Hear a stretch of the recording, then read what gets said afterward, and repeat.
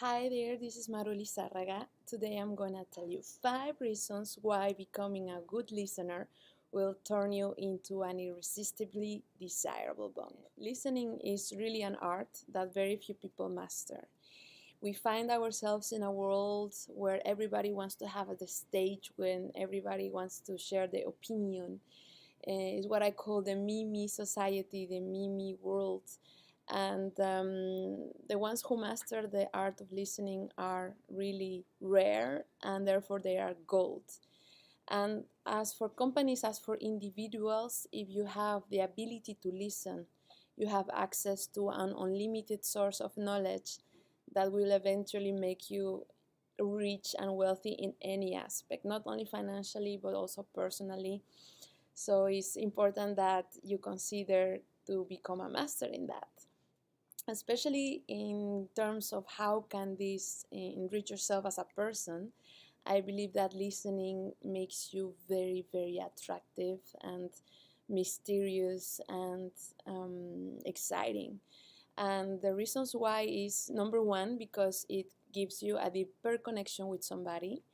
So every time I'm with somebody for experience, I can tell that the times that I listen are the times when I get the most comments of people saying like, "Hey, I feel such a deep connection with you, and this connection is out of this world."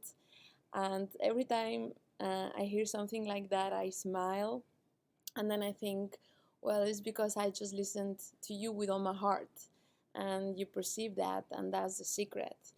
But listening with all your heart means actually to shut down this little mean voice that goes in your mind, what we call the commentator, always giving their opinion, and most of the times is pure judgment of criticism. So here for me, I've learned that I had improved my ability to listen when I shut down this little voice and I just tell it, thank you for sharing, but that's not relevant. So I open my ears, I open my heart, and just blanco, I listen. And I truly try to find the hidden treasures in every person I talking to, and that's something that I really learned to enjoy through time. And of course, there are some people that need and love monologues, and the more you give them the space, the more they talk. But it's up to you to say, okay, now it's enough. You also respect yourself.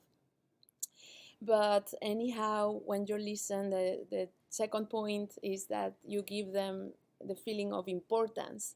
And that's something that, whether we like it or not, gives also more attractiveness and some magnetical qualities to your personality. Because when you give your time to somebody, there's nothing more precious that you can give. So time is irreplaceable. Time is something that doesn't come back ever again. So when you give your time and your attention to somebody, this person unconsciously feel that and value that. And even if this person talks a lot, eventually they will have this moment of, okay, but wait a minute, what about you? And they start asking you questions. And that brings me to the third point, that being a good listener also ignites some mystery and excitement to the person you are talking to, especially when you are getting some questions and then you hold on your answers, or you evade them a little bit. Then this person will be really extra excited to know more about you and keep asking questions. So what I like to do is to delay my answers, and eventually I will give them. But I really feel the excitement and the tension building up, which is something very beautiful. In For the belly dancers listening to me, this is what we call tarao, is building this ecstasies and this excitement. You can do it in dance, but also in your conversations. So give it a try.